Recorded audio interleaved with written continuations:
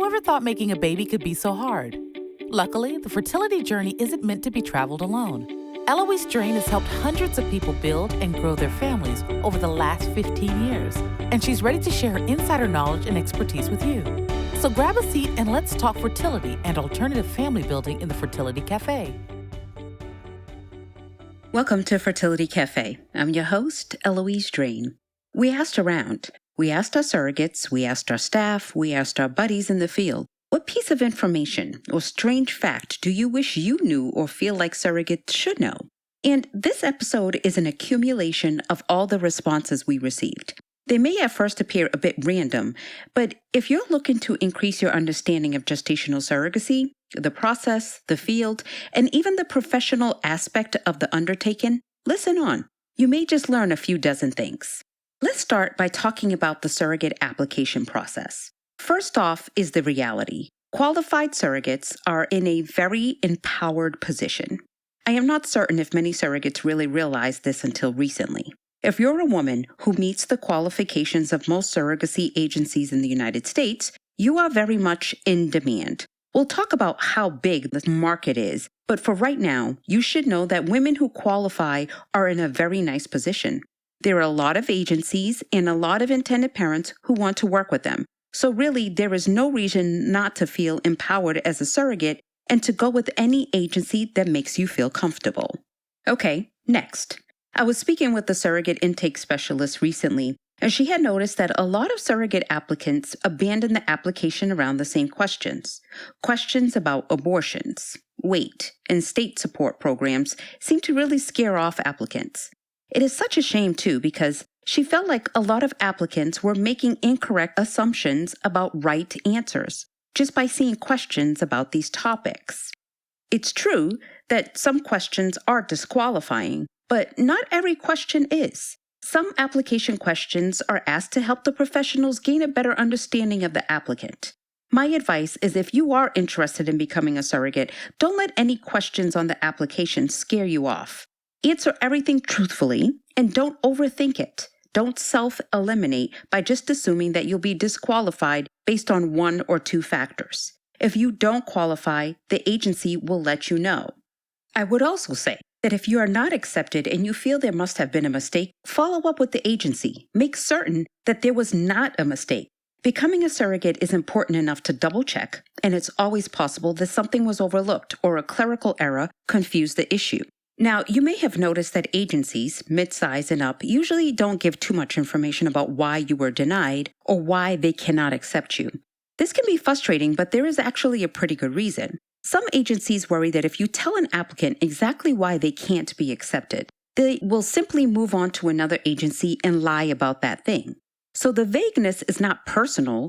It's an agency's attempt to try and safeguard other agencies and other intended parents from those rare but existing women who are trying to game the system. Next is the issue of proving claims. We heard from many folks that they wish applicants realized that almost everything they submit on their application will be followed up on.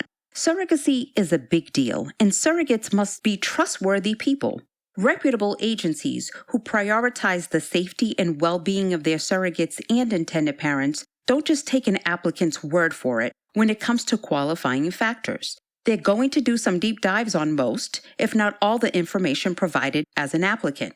And it's not that they don't believe you, it's just so worth it to make certain. And yes, even though it sounds crazy, there are a lot of women out there who try to present themselves in a less than honest fashion.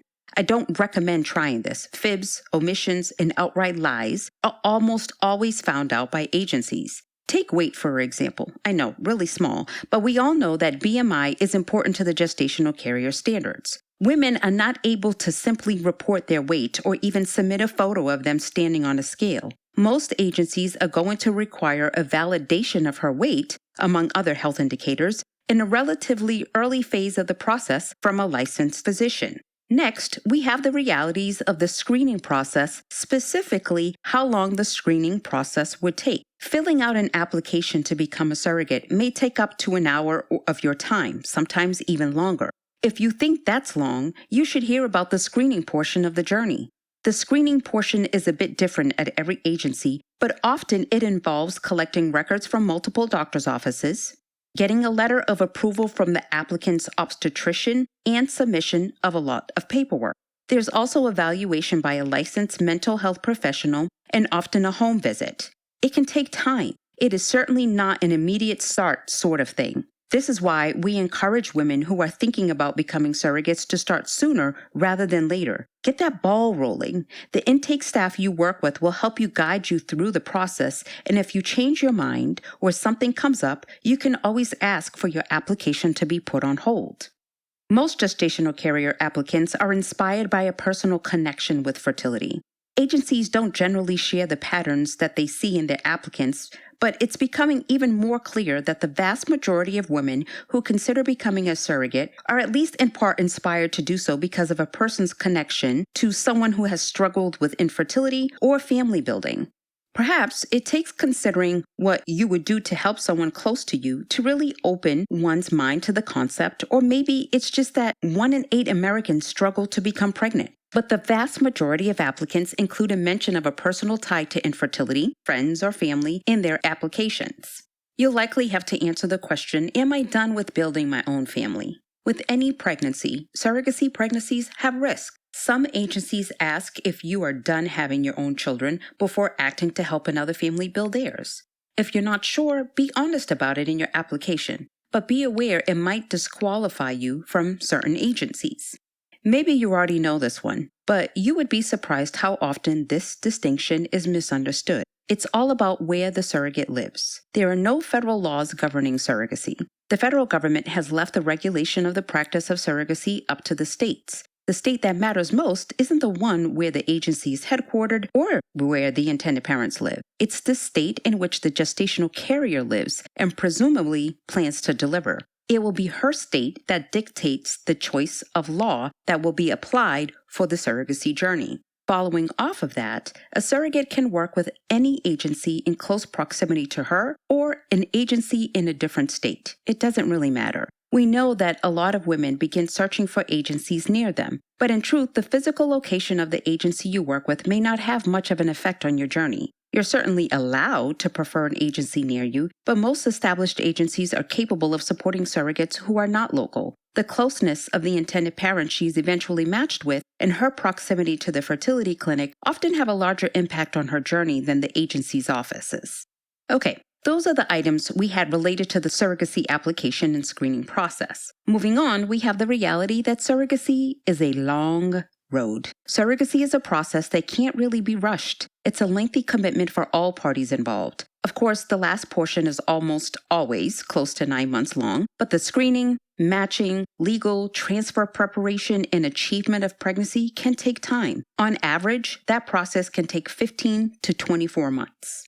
Question we most often receive is, how involved does my husband or partner have to be? Sometimes surrogates don't realize all the ways in which their husbands or partners are going to have to be involved. First, this is going to be a pregnancy. You have to think of all the ways in which your partner helped out when you were pregnant before. You needed assistance to get through those last few months, and you certainly need the support in the delivery room. But even before all of that, your partner will need to be fully involved. To start, he or she will likely need to complete a background and credit check. He'll have to take part in a mental health evaluation and be present for the home check. He'll also attend the medical workup at the fertility clinic. If she's not required to attend the medical workup, she'll have to submit to medical screening, including a drug test and STD screening. Your spouse or partner will be involved in the legal contract phase and is required at the very least to sign his or her name to the contract. Most spouses act as medication administrator, helping the surrogate with fertility drug injections. If you're in a heterosexual relationship, you'll be likely asked to abstain from sex during certain periods of the journey. Your partner may also prefer to attend the embryo transfer with you, but it's not required. Presumably, be there when you hear the good or bad news about the result of the transfer, and of course is support throughout the entire pregnancy and in the delivery room with you as you recover. So yeah, your partner is in this. Side note about husbands that comes as a surprise to some: crying husbands. Your husband might make a friend. This may sound like a long shot, but some women are surprised by how affected their husbands or partners are emotionally by the experience. A surrogate we spoke with said that her husband did not cry when their own children were born, but for him, seeing another man, the intended father, become a father and seeing that man cry inspired the surrogate's husband to break into tears. You just never know. That said, you do not have to be married. There are a lot of single women who become surrogates. Single surrogates are mothers who already have a stable community around them. They have a tribe of people supporting them and are well practiced at taking the world on. This next surprising bit of information came from a staff member who has been in the industry for some time. She noticed at the start of her career that a lot of the women who were first-time surrogates were experiencing difficulty in their marriage. She began to wonder if the women had become surrogates in part as a way to earn for themselves and give themselves a way to leave their partner. Totally not recommended. You really need to be in a stable place with your partner to become a surrogate. It's okay if you're single. It's okay if you're married. Anything less certain or subject to change is not a good idea. This can lead to some needless complication from your intended parents. This is not a task to undertake if your marriage is falling apart or you anticipate any relationship turmoil. The next topic is surrogacy agencies. I'm not certain if folks realize this, but there are over 120 businesses in the United States that identify as surrogacy or egg donation agencies. The vast majority of these businesses have been open for less than 10 years, have 1 or 2 employees, and are often started by women who were inspired after their own surrogacy journeys. Certainly, there is no harm in that. There are also some mid-sized agencies, such as my own, which have been around longer, have larger staff, and have helped more folks become parents over a longer period of time. And of course, there are very few larger agencies. There is a wide variety among all of these agencies and the service levels that they provide. As you may imagine, surrogacy agency professionals and third-party reproduction generally are a small world. And many of the agency owners and executives talk among themselves. There are some unifying organizations that most of us work with, and we even have a few Facebook groups where we collaborate and share ideas. A few of our surrogates tell us that they were surprised to learn that they have the ability to work with an agency or be independent. It's true that you do have the ability to work with an agency, but independently matching with intended parents is also possible.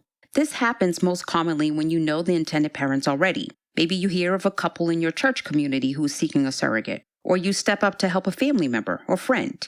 If you match with strangers through the internet, for example, be sure to be very careful and skeptical at first. Make sure they are who they say they are and that your personalities vibe okay. Many of the surrogacy gone wrong cases you hear about in the news come from independent journeys where one or both of the parties either misrepresented themselves or didn't do their due diligence. Both types of journeys can be successful. You're just taking on a bit more risk when matching with an unknown intended parent on your own. It's important to know that many surrogacy agencies tend to be intended parent-centric. This may be because some of the agencies in the United States were created by folks who were themselves intended parents. We've had many surrogates tell us, "I was surprised that I get a say in the sort of journey I have." Know that this is your journey too.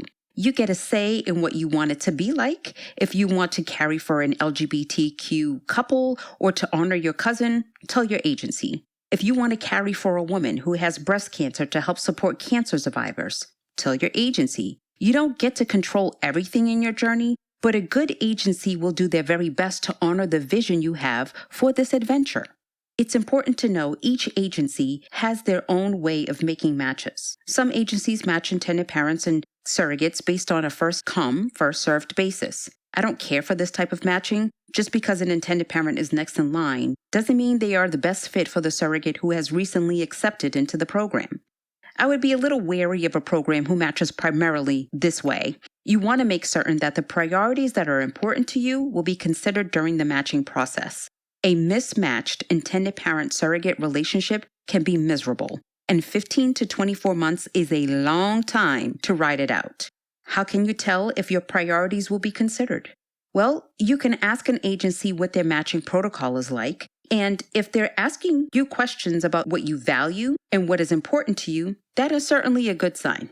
Know that some intended parents may prefer secrecy, even if you're open about your journey and excited to tell the whole world about what you're doing. Your intended parent may prefer you to be incredibly secretive about the entire process. There are many different reasons. They could simply be private people. They may be in a high-profile situation, or in an extreme example, if they are from another country where surrogacy is not legal, they may be trying to avoid legal consequences. If this is a deal breaker for you, let your agency know before they begin the matching process.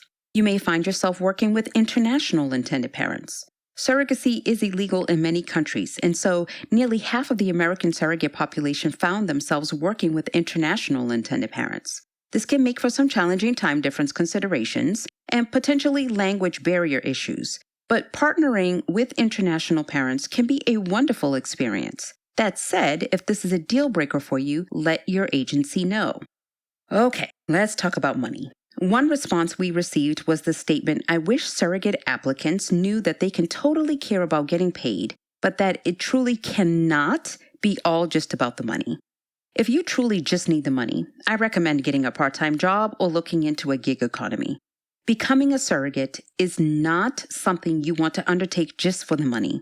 Surrogacy is not a get-rich-quick scheme. A surrogate applicant can totally be inspired in part by the income she would receive, but there has to be an additional drive to want to do something for another family, or to create big change in the world. There has to be some altruistic aspect in her motivation because it is not an easy undertaking and there are certainly easier, more efficient ways to make money. You have to have something else to motivate you during the process because when the hard parts of surrogacy comes, and it often does, you need to have something that will motivate and push you through. Fertility is a multi-billion-dollar industry. Piper Sandler research puts the U.S. fertility market at $15.4 billion by 2023. And yes, of course, the vast majority of that number is not egg donation or surrogacy specifically, but they are in there. Helping to build families is big money for some. And while there are smaller actors who are very much connected to the cause and invested in the outcomes, there are also a lot of business people who see the entire endeavor as the next big business. When you're thinking about becoming a surrogate, you might be looking at just the base, but there is so much more to be considered. Some agencies have a fixed rate and others have flexible rates. This is to say, some agencies offer you a set amount of compensation, and that is the most you will get no matter the circumstance. Others allow for flexible payments. When does this come into play? Doctor-ordered bed rest is one possibility. If you're put on mandatory bed rest and you can't work and you can't earn an income, you will either be compensated for a flat rate, which has previously been agreed upon, or your actual costs.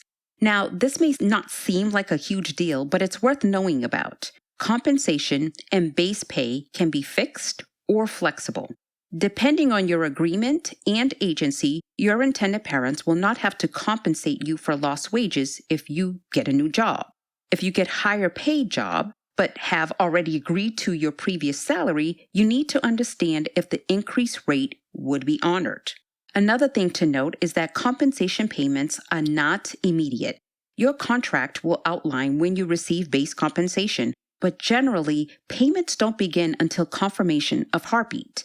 You'll of course have all pre-pregnancy expenses reimbursed and receive compensation for certain milestones like the start of medications or the embryo transfer.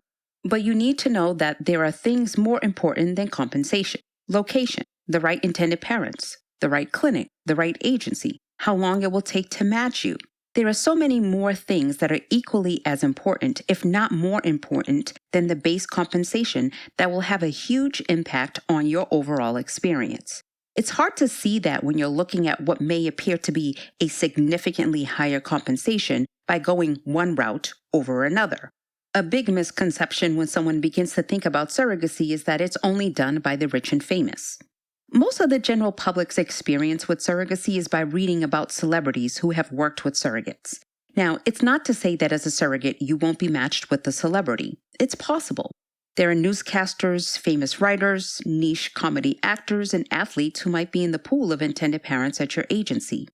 But it's far more common for your intended parents to be hardworking individuals who are using various means to financially take on a surrogacy journey. Let's talk health insurance billing next. I know no one likes to talk about health insurance, but it's a hot topic in the surrogacy world. Most intended parents dream of finding a surrogate who is not only qualified, but who has private insurance that doesn't exclude surrogacy. This type of scenario is goals, but the reality is that most surrogates will still need their intended parents to purchase a policy for the pregnancy, even if they have their own health insurance. Most policies specifically exclude surrogacy. Now, there are certain states that have moved to disallow these exclusions, but intended parents who are thinking about this issue should be braced for having to purchase a temporary policy to cover the pregnancy health costs for their surrogate. Just a quick note on medical billing. Some insurance companies will have claims processed and paid within 2 to 3 weeks of receiving a bill, but some may take months. That said, most escrow companies suggest keeping the account open for at least 6 months after delivery, as bills can be delayed. With the added element of the woman who gives birth not being the payer, sometimes surrogacy delivery bills can be even more delayed, with a wayward bill arriving as late as a year later. If you're vetting surrogacy agencies or escrow companies, ask them what their protocol is for assuring that the surrogate's good name and her credit are not negatively affected by overdue bills that she's not responsible for in the first place. Okay, so what about taxes? How does the IRS view surrogacy? Well, it's complicated. There's not a lot of clear information out there about taxation in surrogacy, specifically whether surrogate compensation and payments are taxable. For a while, agencies were encouraging the concept of the compensation falling under an exemption, but that line of thinking is not really subscribed to by tax attorneys or certified accountants. If you speak to those who know and understand the Internal Revenue Code, they see the compensation and payments surrogates earn as income, which is not in any section of the code specifically exempted. I plan on having another episode on taxes where I'll go more into it, but to be on the safe side, most qualified professionals suggest surrogates plan on paying taxes on the income they earn. Now, it's worth noting that the vast majority of surrogacy agencies do not 1099 their surrogates, but to my understanding, not receiving a 1099 does not excuse tax liability. I would suggest you speak with your trusted tax professional about how to proceed, but just putting it out there that some cautious surrogates plan on paying as much as 30% taxes on the compensation they earn. In the early stages, your intended parent's fertility clinic is very important. Each clinic's protocol may be different. One clinic may have you do a mock cycle, another may not have you do it at all. With some clinics, you can drink your morning coffee. With others, caffeine is off the table. If your intended parents are working with a world-class clinic, you may be dealing with a doctor who is a wizard at achieving success, but who has a less than warm bedside manner. You'll be interacting with the clinic staff very frequently, so your experience can vary a lot from clinic to clinic. We had one surrogate say, quote, "I had no idea I would become so well-versed in biology," end quote. One of our intended parents said this to us, and we agree. Many people are surprised at how much they end up learning about biology. Becoming a surrogate is like taking a crash course in biology and modern fertility. You're going to have a few take-home tests and lots of prep work. Pretty soon, though, terms like gametes and oocytes and blastocysts will become everyday language around your house. Next up, you should know that multiples are a thing. The ASRM suggests the transfer of only one embryo at a time, and most fertility clinics are certainly moving towards this standard, but not all are. Even when one embryo is transferred, multiples are still possible. The process of IVF in and of itself doesn't necessarily give you a higher risk of multiples, but statistically, women who undergo IVF have multiples more often than women who conceive naturally. According to statistics from 2013, around 40% of all IVF pregnancies resulted in multiple births. That's a concerning percentage, especially when compared to the natural occurrence rate of 2% in the general population. The main reason for that, though, is the practice of transferring more than one embryo. The reason clinics do this is to increase the chance that at least one of the embryos will take and result in a successful pregnancy. But if you really aren't willing to carry multiples, you need to insist on only one embryo being transferred, and you need to let your agency know that up front. Okay, let's talk about the one part of surrogacy I hated. Shots. I hope you're ready for some shots. There may be exceptions to this, as all clinics are different, but as a surrogate, you need to accept that shots come with the territory. Clinics usually have surrogates start with Lupron, a subcutaneous injection that suppresses the ovulation cycle before transfer. Lupron is administered with a small needle and pretty easy to do since your body has lots of subcutaneous injection sites. The time frame for these shots is typically fairly short too. The other injection, progesterone in oil, is an intramuscular shot that is used to thicken the lining of the uterus and prepare it for embryo implantation. This shot is definitely more difficult and can hurt more because it's an intramuscular and there are only a few places this can be administered. This is the shot that is scariest to most. Still, most people tell us the anticipation was worse than the actual injection. Besides, you've given birth to an entire human, maybe more than one, so you can do this. Many surrogates tell us their surrogacy pregnancy is so unlike their own that it's hardly believable. Every pregnancy is different, but surrogacy pregnancies are an entirely different biology, different cravings, different symptoms. After a certain point, though, when you're released to your own obstetrician, it can feel a lot like regular pregnancy. The start of surrogacy is going to feel very unusual, or at least your first time around. But by the time you are approved by your intended parents clinic to be released to your doctor for care, then the surrogacy pregnancy can start to feel like a normal old pregnancy, except for that whole it not being your baby thing. What about how other people view your role as a surrogate? First, get comfortable with the fact that not everyone is going to understand this. Yeah, surrogacy has an overwhelmingly positive reception, and most people get what a cool undertaking it is. But there are always going to be these folks who just don't get it. It surprises a lot of us in the field, and it surprises a lot of surrogates and intended parents when they realize there is still a ton of misconceptions out there about surrogacy. You probably have to field questions like, did the baby look like you? There must be at least 300 blog articles out there outlining the difference between traditional surrogacy and gestational surrogacy. In traditional surrogacy, the woman who carries the child is biologically related to the child as her own egg is used. With gestational surrogacy, the surrogate has no genetic relationship to the child she carries, as her egg is not used in the creation of the embryo.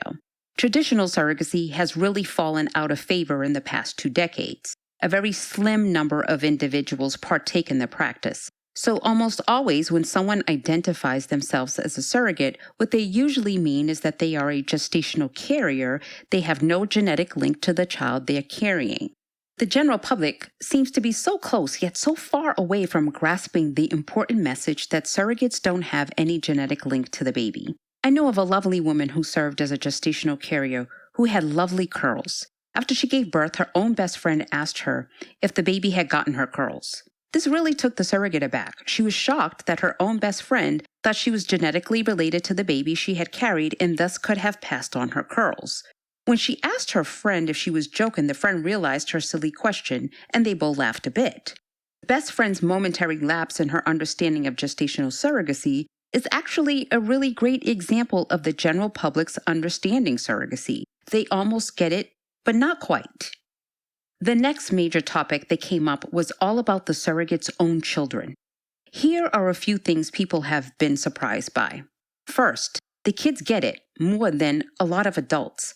A lot of surrogates worry about how their kids are going to handle mommy being pregnant with a baby who won't be their sibling. Funny thing is, most children do better with the concept than adults. Kids are usually very receptive to the idea. You'll have to have a broader answer to the question, where do babies come from? As one surrogate shared, I have a friend who carried for intended parents when her old children were 5 and 7. When her eldest child got older, she and her husband had the birds and the bees talk with him. The first thing he said when they were done explaining the whole process was, "Is that what you did with the 2 daddies to make the baby you carried for them, Mommy?" Of course, the friend was so embarrassed. She immediately posted to her surrogate forum with the suggestion that the birds and bees talk, with an addendum that not all babies are made that way anymore. Finally, rest assured that agency staff are used to speaking to women who have young children. It can be nerve-wracking hopping onto phone calls when you have little ones at home, and many women who perhaps have been considering surrogacy find themselves delaying that first interview call because of this. Trust me, we get it, and we will never bat an eye at a screaming toddler in the background. Completely normal. Our last little tidbit for you. Repeat and/or sibling journeys are a thing. Acting as a surrogate is an incredibly fulfilling experience, and the numbers prove it. Close to 20% of the women who become surrogates have second or subsequent journeys. They may carry for the same intended parents for what is often referred to as a sibling journey, or they carry for new intended parents. Most stay with their same agency, but some will shop around for additional perks or program features at other agencies. So there you have it. I hope you've enjoyed today's episode and that you've learned a thing or two about surrogacy that you didn't know before. Visit us at Instagram.com/Family Inceptions to share with us what you are most surprised about. We'd love to hear from you. I hope you found this discussion helpful as you weigh your next steps. You can follow Fertility Café on its new Instagram and Facebook page under Family Inceptions.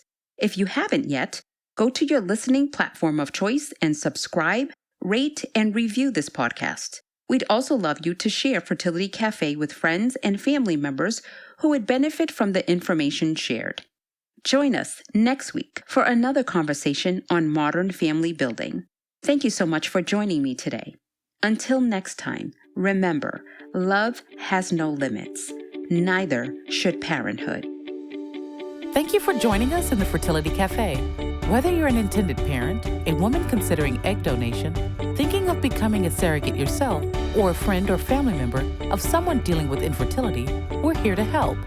Visit our website, thefertilitycafe.com, for resources on fertility, alternative family building, and making this journey your own.